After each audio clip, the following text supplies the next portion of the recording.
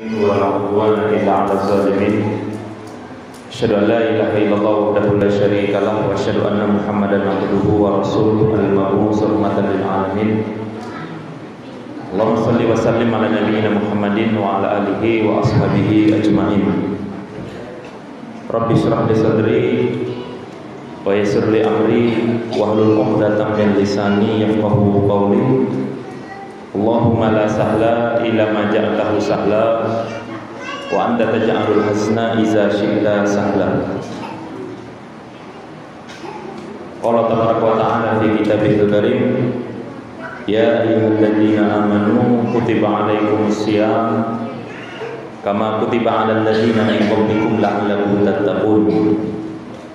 Wa qala Rasulullah sallallahu alaihi wasallam man shoma ramadhana imanan wa ihtisaba ghufira lahu ma taqaddama min dhanbi. Ma ba'du. Alhamdulillah, Bapak-bapak, ibu-ibu, para ikhwan dan akhwat serta para santri dan santriwati sekalian yang insyaallah senantiasa dirahmati Allah Subhanahu wa taala.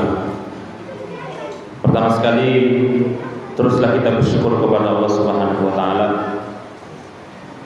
Bukan hanya karena Allah telah memberikan nikmat, tapi juga karena Allah senantiasa terus-menerus mengurusi kita. Kenapa saya katakan mengurusi kita? Karena kita, tubuh kita tidak akan bisa melakukan sesuatu kecuali atas izin Allah. Rambut kita tumbuh, Pak, itu atas izin Allah. Kuku kita tumbuh, mampunya kita mencerna makanan, bahkan maaf cakap sampai lancarnya kita buang air ya. Itu semua atas izin Allah Subhanahu wa ta'ala. Nah makanya kalau kita merenungi betapa luar biasanya, betapa banyaknya nikmat yang Allah berikan itu, seandainya Bapak dan Ibu ya, kita semua punya darah ya. Kalau darah itu ada sel darah merah, ada sel darah putih. Fungsinya apa itu? Punya darah, tahu nggak Pak? Fungsinya apa darah itu? Untuk apa? Sel darah merah fungsinya apa? Hah? Sel darah putih fungsinya apa? Nah, kan nggak tahu kan? Taunya berdarah, kalau luka berdarah lah Ustaz. Kalau udah nggak berdarah berarti udah jadi mayit. Itu ada fungsinya. Sel darah putih diantara fungsinya itu untuk melawan penyakit.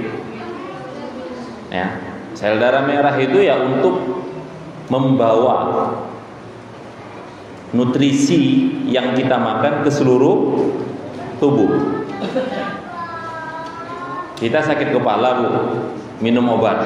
Yang sakit kepala, minum obat larinya kemana? Ke kepala, ke perut, dicerna, masuk ke darah, darah ngalirkan ke kepala, sembuh dengan izin Allah. Artinya berjalannya darah, aliran darah di tubuh kita itu atas kehendak Allah. Masya Allah, berarti kita ini 24 jam Bapak Ibu Allah urus. Dalilnya apa?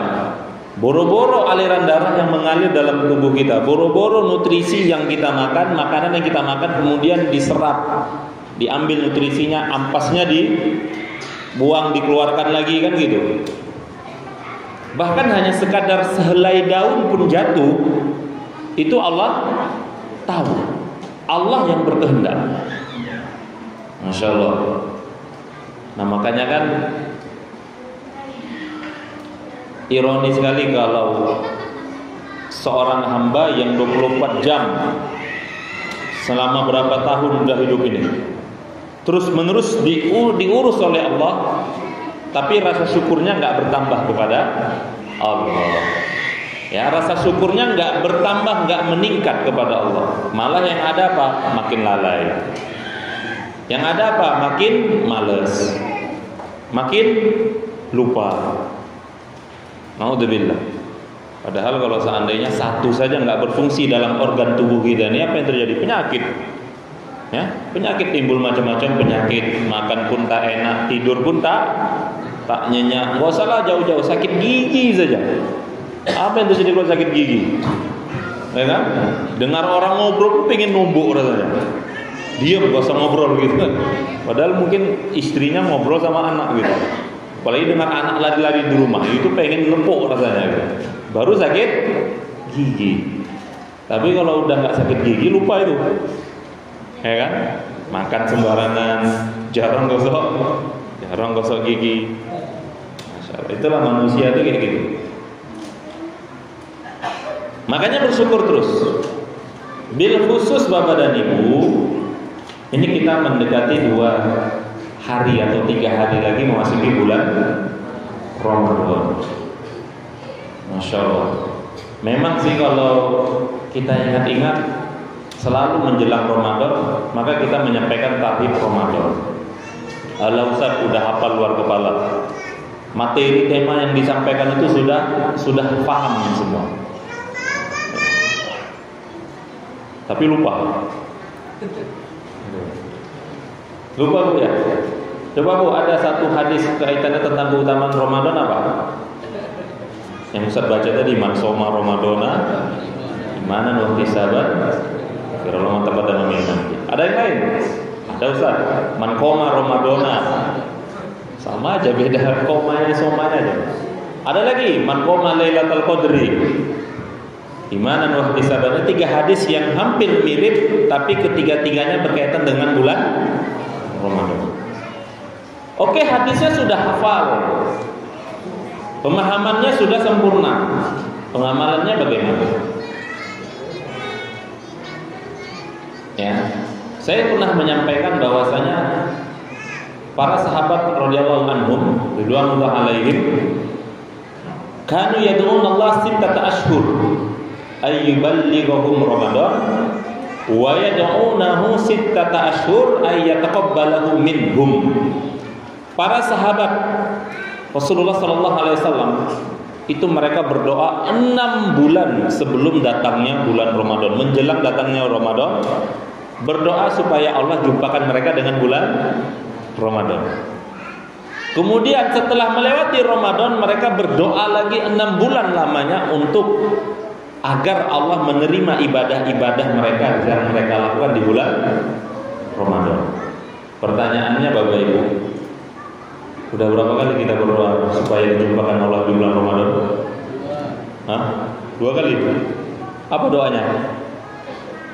Ada doa yang terkenal di masyarakat yang sering dibaca, Allahumma barik lana fi Rajab wa Sya'ban wa ballighna Ramadan. Setelah diteliti memang hadis ini, doa ini ternyata dhaif. Kedudukan hadisnya derajatnya dhaif. Tapi boleh nggak diamalkan Ustaz? Boleh, asal jangan meyakini itu adalah doa yang maksur dari Nabi. Sah-sah saja kita berdoa minta sama Allah supaya Allah memberikan keberkahan di bulan Rajab dan Sya'ban, dan Allah pertemukan kita dengan bulan Ramadan. Bebas doanya. Nah, doa yang sahih itu Allahumma ahillahu alaina bil amni wal imani was salamah rabbi wa rabbukallah. Nah, itu doa yang sahih. Itu pun doanya nanti ketika awal Ramadan, ketika hilal sudah terlihat. Itu doanya Allahumma ahillahu alaina bil amni wal iman was salamah. Ya Allah, tampakkanlah hilal kepada kami dengan rasa aman, keimanan dan keselamatan. Rabbi wa rabbukallah. Rabbku dan Rabbmu adalah Allah. Artinya apa? Begitulah luar biasanya para sahabat berdoa sama Allah supaya dipertemukan bulan Ramadan. Bahkan 6 bulan sebelum bulan Ramadan. Berarti bulan kapan? Ramadan bulan apa? Berarti bulan berapa kemarin sudah berdoa? Bulan 12. Bulan berapa? Bulan apa? Bulan 10 ya?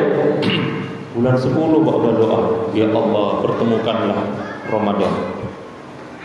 Doanya Anas bin Malik, Allahumma sallimni ila Ramadan wa sallim li Ramadan wa tasallamhu minni taslimu taqabbal.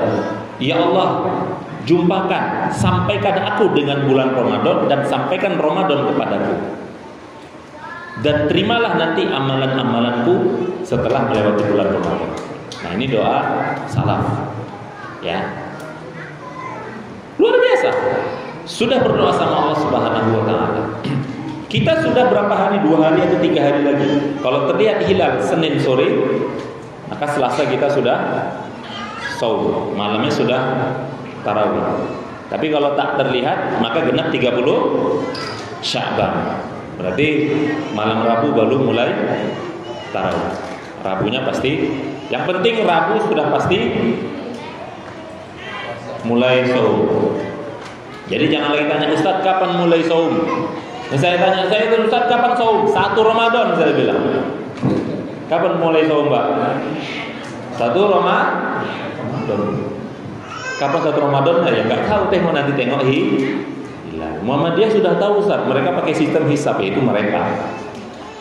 Ya, tapi kita memakai sistem yang digunakan oleh Rasulullah, jumhur ulama adalah dengan sistem ru'yatul hilal. Tapi alhamdulillah beberapa tahun ini selalu bareng ya. Enggak pernah berbeda dengan Muhammadiyah. Ini Muhammadiyah kapan puasanya? Saumnya kapan? Selasa ya? Mudah-mudahan nanti sama. Ya, mudah-mudahan sama. Kalau saumnya yang mungkin agak enak gitu. Yang ribet nanti ketika menetapkan 1 Syawal ya. Udah masak lontong, udah masak rendang. Tak taunya besok masih pernah gitu ya? Tahun berapa itu dulu? Akhirnya berantem. Nah, inilah kalau kita tak memiliki pemimpin yang tegas untuk menetapkan kapan 1 Syawal atau Ramadan. Nah, Bapak Ibu dimuliakan Allah Subhanahu wa taala, hadirin sekalian. Enggak banyak-banyak yang ingin saya sampaikan. 3 bekal yang harus kita persiapkan menjelang datangnya bulan Ramadan ini. Yang tinggal 2 hari atau 3 hari lagi. Ya. Jadi seorang mukmin itu harus punya bekal. Kita mau rekreasi saja bawa bekal. Biar apa? Biar nyaman, biar gampang. Mau pergi ke Brastagi, mau reaksi ke pantai gitu kan. Kemarin kan ke pantai ya, ada. Bawa bekal. Bakar-bakar di sana kan. Kan tak mungkin cari kayu bakar di pinggir pantai. Bawa dari rumah. Artinya apa? Untuk mendapatkan kenyamanan di dunia, kita selalu memikirkan bekal. Lalu ini mau nyaman di akhirat tapi gak mau bawa bekal. Tazawwadu fa inna khairaz zadi taqwa. Bekal apa yang akan kita bawa ke akhirat? Takwa. Berbekallah kalian karena sebaik-baik bekal adalah takwa. Takwa itu sendiri adalah perwujudan hasil dari nanti madrasah kita selama 1 bulan di bulan Ramadan. Jadi Bapak dan Ibu ingat, selalu saya ingat bahwasanya Ramadan itu adalah untuk meluluskan kader-kader, meluluskan pribadi-pribadi yang muttaqin, yang bertakwa. Bukan ya udah setahun, 2 tahun, 3 tahun, 5 kali melewati Ramadan ya gitu-gitu aja. Yang mulutnya suka gosip ya tetap aja gosip. Kalau dulu masih jadi rakyat gosip, hari ini jadi ratu gosip. Misalnya Bapak Ibu, ya, yang dulu masih suka sekarang sudah jadi rajanya. Alhamdulillah. Oh, ini peningkatan ini. Ya, peningkatan dalam keburukan. Nah, ingat, ada yang harus kita capai, takwa. Makanya sering saya katakan, Ramadan itu ibarat kita ngisi bensin, ngisi bahan bakar, ya kan? Walaupun naik 200 perak ya, bahan bakar kita naik 200 perak. Heboh-heboh kemarin bom sana sini, tiba-tiba naik 200 perak, nggak tahu. Kendaraan yang kita isi bensinnya di bulan Ramadan ini untuk apa? Untuk perjalanan selama 11 bulan ke depan. Harusnya begitu. Jadi bulan Ramadan itu seperti kita ngisi bensin supaya apa? Supaya perjalanan 11 bulan ke depan itu lancar, nggak mogok, nggak berhenti, nggak kehabisan bensin. Ya. Makanya kata Bishr Al-Hafi, seburuk-buruk muslim adalah muslim yang hanya mengenal Allah di bulan Ramadan. Tok. Bulan Ramadan ibadah, bulan Ramadan baca Quran, bulan Ramadan banyak sedekah, bulan Ramadan saum, segala macam ibadah dia lakukan. Begitu keluar dari bulan Ramadan, stop. Dompet yang tadi terbuka kembali dikunci. Al-Quran yang tadi terbuka kembali ditutup. Ya, Insya Allah. Sajadah yang tadi dibentang sholat malam, tahajud kembali dibuat. Banyak hari ini yang masih seperti itu. Makanya Rajab itu bulan menanam, kata ulama salaf. Sya'ban itu bulan mengairi, Ramadan itu bulan memanen. Ya, makanya kita harusnya Rajab, Sya'ban ini pemanasan. Makanya nanti mulai Rajab Sya'ban ini sudah banyak ibadah dilakukan. Nanti kita jelaskan. Nah, jadi harus punya bekal. Bekal yang pertama, apa yang harus kita lakukan menjelang datangnya Ramadan? Ya, persiapkan ilmu. Persiapkan ilmu. Ilmu apa? Ilmu tentang bulan Ramadan seluruhnya lah, tentang fikihnya. Bapak Ibu, apa saja hal-hal yang diperbolehkan nanti ketika saum? Udah tahu? Ya, udah sering kita bahas. Suntik boleh nggak? Sakit nih nanti, suntik boleh nggak? Boleh nggak Pak? Oh, diem. Suntik boleh nggak? Boleh. Yang nggak boleh itu infus. Suntik boleh. Ya. Pakai celak mata boleh nggak Bu? Boleh. Ya, boleh. Bekam boleh asal tidak lemas. Hal-hal yang diperbolehkan, hal-hal yang dimakruhkan, apa-apa saja nanti yang membatalkan puasa, apa saja adab-adab nanti ketika dalam keadaan puasa, saum, itu diulang kaji lagi. Ya, untuk menambah semangat baca keutamaan-keutamaan di bulan Ramadan. Tadi man qoma Ramadana imanan wa ihtisaban ghufira lahu ma taqaddama min dambi. Man qoma Ramadana imanan wa ihtisaban ghufira lahu ma taqaddama min dambi. Dan banyak lagi hadis. Nanti orang-orang yang berpuasa, orang-orang yang saum akan masuk pintu surga yang namanya pintu Ar-Rayyan, pintu khusus. Satu-satunya pintu surga yang memiliki nama adalah pintunya orang-orang yang saum, Rayyan. Bukan pintu saum dibilang, tapi pintu Ar-Rayyan. Kalau sholat ya pintu sholat, sedekah pintu sedekah. Tapi khusus saum Ar-Rayyan. Dikaji lagi ilmu. Talha bin Ubaidillah radhiyallahu anhu pernah bermimpi. Jadi ada dua orang sahabat Bapak Ibu di masa Rasulullah. Ini sama-sama orang yang soleh. Kemudian qadarullah si A dan si B. Si A ini ikut berangkat ke medan jihad perang, terbunuh syahid insyaallah, meninggal. Tapi si B kawannya tidak, dia enggak syahid, tapi kemudian kembali dan hidup selama 1 tahun. Bahkan kemudian dia sudah sempat melewati sekali lagi Ramadan. Setelah itu dia meninggal. Talha bin Ubaidillah mimpi menjumpai dua orang tadi, tapi si B derajatnya lebih tinggi. Maka dia heran, padahal si A tadi apa? Mati syahid. Mati syahid luar biasa pahalanya.